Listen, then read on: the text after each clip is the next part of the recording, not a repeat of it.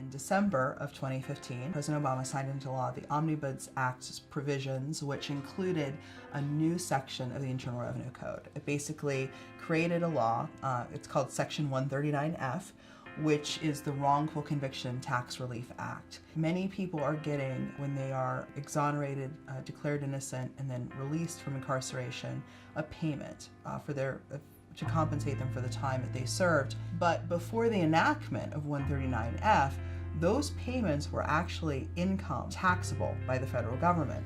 You go through the struggle of proving your innocence and becoming exonerated for crimes that you didn't commit.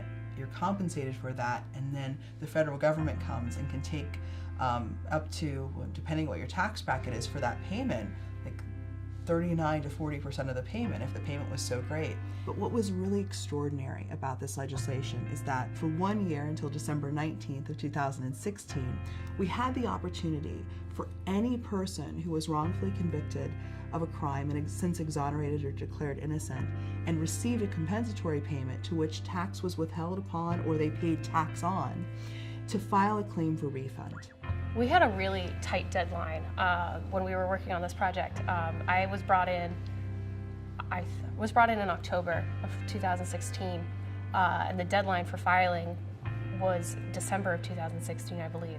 I found an article that was written in January about the legislation, and quoted in the article was a gentleman named John Eldon, who ran a nonprofit organization called After Innocence. So I partnered with John, and John had access to a list of every person who has been exonerated of a crime that they were wrongfully convicted for in the United States. The challenge was, we had the list, we had John, who was the singular soldier of reaching out to these folks, but we didn't have a way to try to find them. It was really difficult at first. There was just hundreds upon hundreds of names. Googling John Smith, for example, it was really not fruitful. Thomson Reuters came in and they said that they had this great PeopleMap software that they could help us with.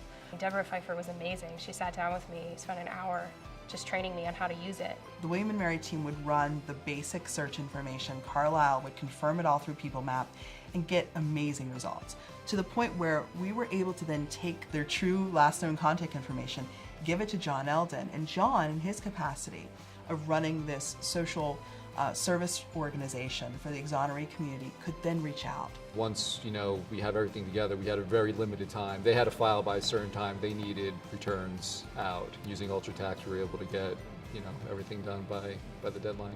Now that the claims have started to be processed, we get emails. I get emails from some of our clients in the project saying, I got a check for $85,000. I got a check for $150,000. This is life-changing money to them and their families. This gives them the hope that they can maybe start a small business, or maybe send that child that was born right before they were incarcerated to college. I can't do anything, none of us can, to remove or reduce the injustice of being wrongfully convicted and then incarcerated for sometimes. We have a client that was incarcerated for 22 years.